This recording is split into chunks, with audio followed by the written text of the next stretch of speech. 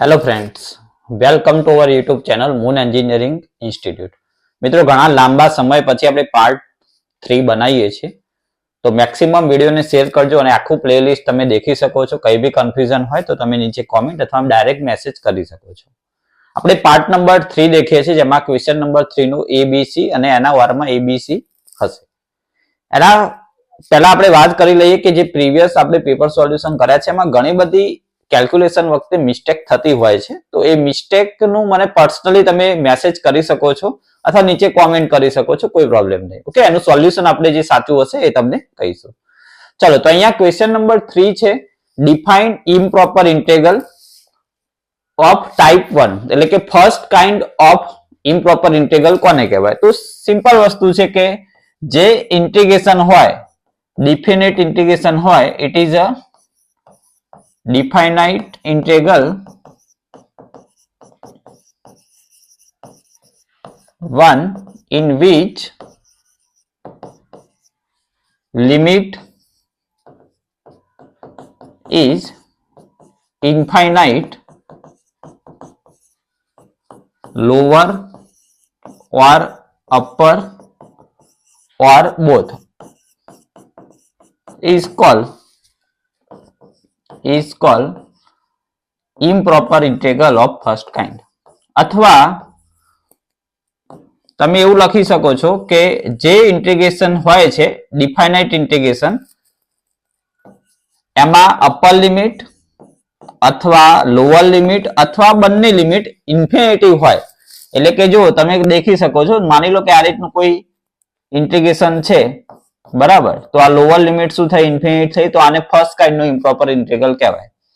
માની લો કે upper limit infinitive છે, તો આ first kind of improper integral કહેવાય.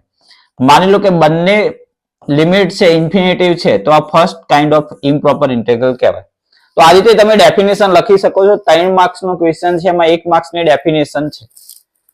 એના પછી આપણે ફર્સ્ટ કાઇન્ડ નો એક એક્ઝામ્પલ સોલ્વ કરવાનો છે. -1 ટુ અપર લિમિટ ઇન્ફિનિટિવ આપેલી છે, નીચે t² + 5t + 6 આપેલું છે.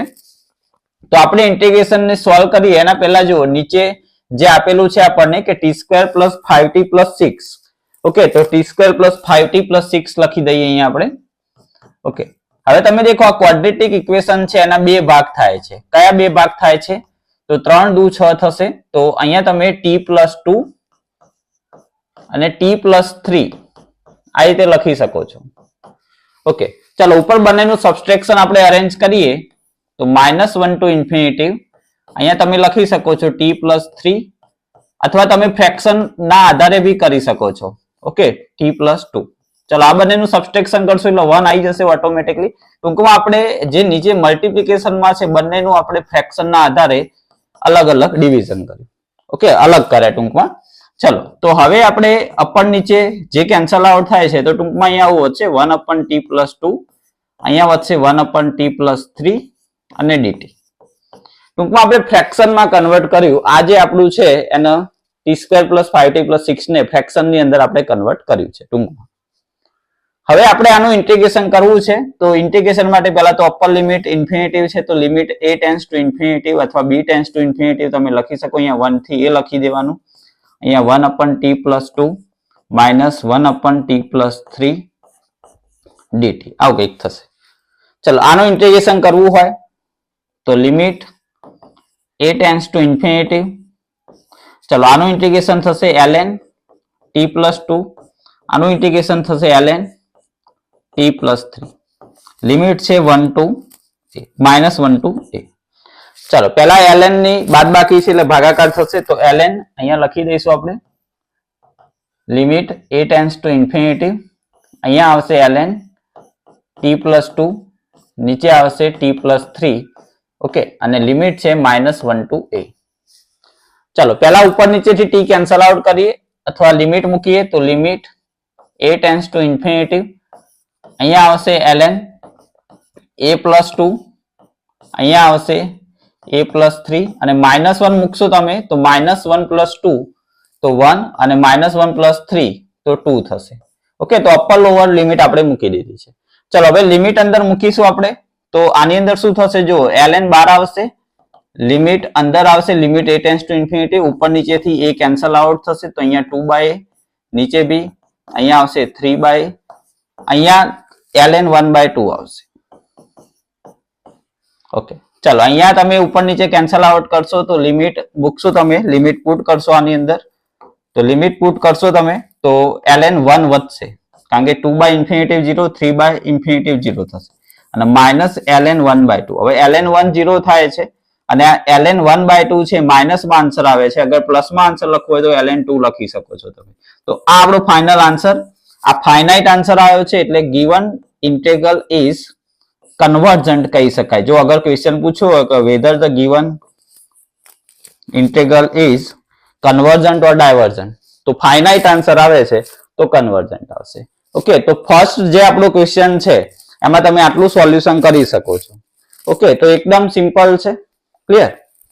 ચલો એના પછી ક્વેશ્ચન નંબર બી આપેલો છે, find the volume of the solid. Volume શોધવાનું છે solid generated by revolving the region bounded by y બરાબર x² પેરાબોલા y બરાબર 0 અને x બરાબર 2 about the x axis. x axis know about છે એટલે સૂત્ર શું થશે, પાઈ y² dx. x ની સાપેક્ષે આપણે ઇન્ટિગ્રેશન કરવાનું. ઓકે, તો પહેલા તમે કર્વ ડ્રો કરો, તો કર્વમાં સિમ્પલ છે, y અક્ષ ના સિમેટ્રિક પેરાબોલા આવશે, તો y અક્ષ ના સિમેટ્રિક આપણે પેરાબોલા ડ્રો કરીએ. આ જે પેરાબોલા છે એ શું છે, y બરાબર x². ચલો x બરાબર 2 ની લાઈન માની લો કે x બરાબર 2 ની લાઈન આ રીતે આવે છે. આ પોઈન્ટ કયો થશે, 2 0 થાય. આ પોઈન્ટ કયો થાય, 2 4 થશે. ઓકે, x બરાબર 2 મૂકો તો y બરાબર 4 મળે અને આ જે આપણું છે y બરાબર 0. હવે x એક્સિસ ના અબાઉટ આપણે આ જે રિજિયન છે અને x એક્સિસ ના અબાઉટ રિવોલ્વ કરીએ તો વોલ્યુમ નું સૂત્ર શું થશે, તો વોલ્યુમ નું સૂત્ર થાય પાઈ, લિમિટ આવશે a to b y² dx. x ની સાપેક્ષે સંકલન કરવાનું. ચલો અહીંયા તમે x ની સાપેક્ષે સંકલન કરો તો x ની લિમિટ દેખી શકો છો, અહીંયા 0 છે, અહીંયા 2 છે, તો અહીંયા આવશે 0 to 2 અને y ના બદલે તમે x² મૂકી દો તો x² નો સ્ક્વેર dx. ચલો x ની 4 ઘાત થશે, x ની 4 નું ઇન્ટિગ્રેશન થશે x ની 5/5 0 to 2. ઓકે, તો પાઈ 2 ની 5 પાવર 32/5 બરાબર. તો આટલું જે છે 0 મૂકશો તો 0 થશે, યુનિટ નો ક્યુબ આટલું વોલ્યુમ થશે. ઓકે, x અક્ષ ના આધારે આપણે દેખીએ, x અક્ષ ના આધારે રિવોલ્વ કરીએ તો ડાયરેક્ટ સૂત્રની અંદર કિંમત મૂકવાની છે. ઓકે, તો આ હતું આપણો જે ક્વેશ્ચન 3 છે એનો બી, જે આપણને ઓનલી 4 માર્ક્સ ની અંદર પૂછેલો છે. ક્લિયર?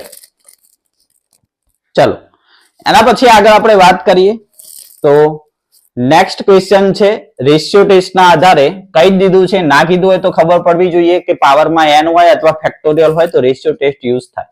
હવે રેશિયો ટેસ્ટ ની કન્ડિશન શું છે, તો રેશિયો ટેસ્ટ ની કન્ડિશન આ રીતની છે કે limit n tends to infinity un+1/un જો લેસ ધેન, ટૂંકમાં આની જે લિમિટ આવે છે એ લેસ ધેન 1 હોય તો કન્વર્જન્ટ, ગ્રેટર ધેન 1 હોય તો ડાયવર્જન્ટ અને ઇક્વલ ટુ 1 હોય તો ટેસ્ટ ફેલ. પહેલા તો તમને કન્ડિશન ખબર હોવી જોઈએ. ઓકે, ચલો તો સૌથી પહેલા આપણને un આપેલો છે તો un લખી દઈએ, n+3 ફેક્ટોરિયલ, નીચે છે 3 ફેક્ટોરિયલ, n ફેક્ટોરિયલ 3n.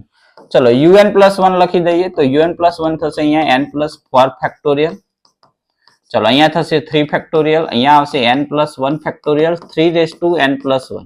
ચલો બંનેનો રેશિયો લઈ લઈએ, limit n tends to infinity un+1/un.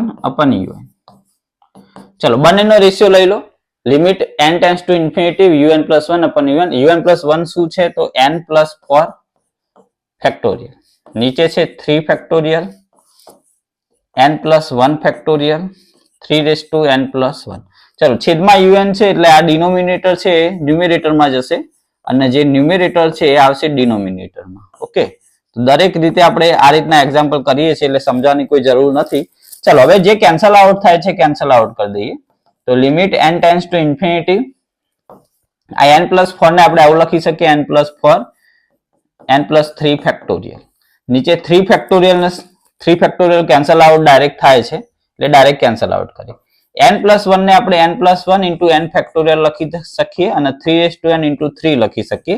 અહીંયા n ફેક્ટોરિયલ 3n અને નીચે n+3 ફેક્ટોરિયલ આ બધું કેન્સલ આઉટ થશે. ટૂંકમાં un વાળું ટર્મ્સ ઓલવેઝ કેન્સલ થાય એટલું ધ્યાન રાખવાનું.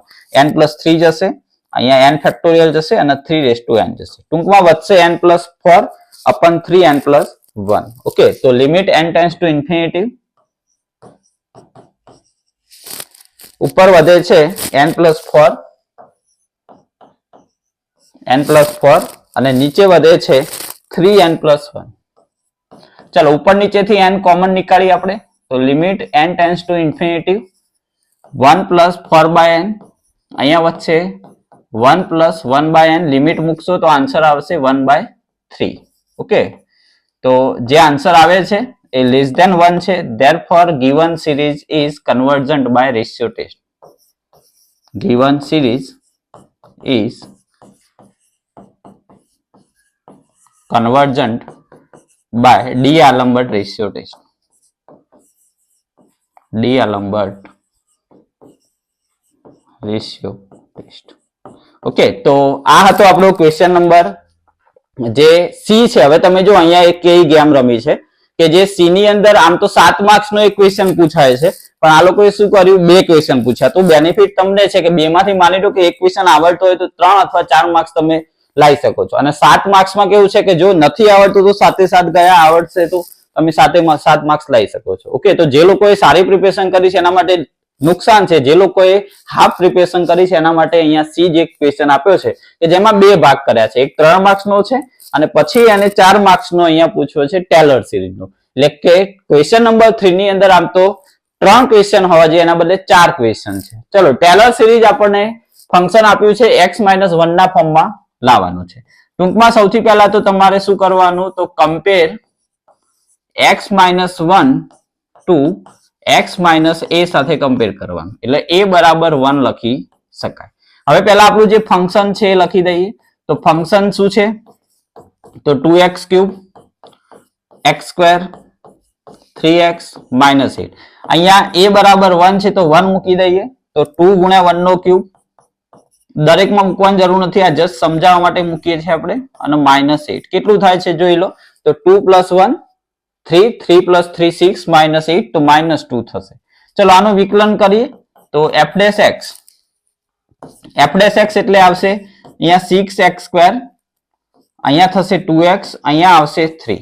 ચલો અહીંયા હું f'(1) કરી દઉં છું. કોઈ પણ ટેલર સિરીઝનો દાખલો આવે એટલે સૌથી પહેલા વિકલન કરી અને જે પોઈન્ટ હોય મૂકી દેવાનું, બીજું કઈ વિચારવાનું નથી. અને જો મેક્લોરિન સિરીઝ આવે તો અહીંયા પોઈન્ટ નહીં આપ્યો હોય, ઇન પાવર ઓફ x હશે તો a બરાબર 0 મૂકવાનું. ચલો આમાં મૂકીએ તો 6, 2 અને 3 એટલે ટૂંકમાં 11 થશે. ચલો f'(x) જેટલા સુધી વિકલન થાય ત્યાં સુધી કરવું પડશે, તો 12x + 2. ચલો આની અંદર મૂકીએ f'(1) તો 12 + 2 તો 14 થશે. અને f'(x) થશે તમારું 12. તો અહીંયા તમે મૂકશો તો એમાં થશે 12. ઓકે, ચલો હવે આપણે સિરીઝ લખવાની થશે. તો સિરીઝ આપણે લખીએ તો સિરીઝ આ રીતે આવે, f(x) બરાબર f(a), અહીંયા આવશે x - a f'(a), પછી આવે x - a² by 2 factorial f'(a), પછી આવે x - a³ by 3 factorial f'(a). હવે ચોથી વખત વિકલન નહીં થતું તો આગળ લખાય ના, અપ ટુ સો ઓન. જો ભૂલથી લખી દીધું તો ખોટું પડશે, માર્ક્સ કટ થઈ શકે છે, કારણ કે અહીંયા 3 વખત જ વિકલન થાય છે. ચલો હવે અહીંયા આપણે આખી સિરીઝ લખી દઈશું. જે બી સિરીઝ આપી છે 2x³ + x², 2x³ + x² + 3x - 8. ચલો f(a) નો આન્સર કેટલો છે, તો f(1) -2. ચલો અહીંયા લખીશ હું x - 1. ઓકે, x - 1 f' નો આન્સર છે 11. ચલો અહીંયા હું લખીશ x - 1² by 2 ફેક્ટોરિયલ f'(' નો આન્સર છે 14. તો અહીંયા લખી દઈશ 14. બરાબર, આ બ્રેકેટમાં લખવાનું, મિસ્ટેક ના થાય. પછી x - 1³ by 3 ફેક્ટોરિયલ f''' આપેલો છે 12, એટલે કે આપણે ફાઇન્ડ કર્યો છે.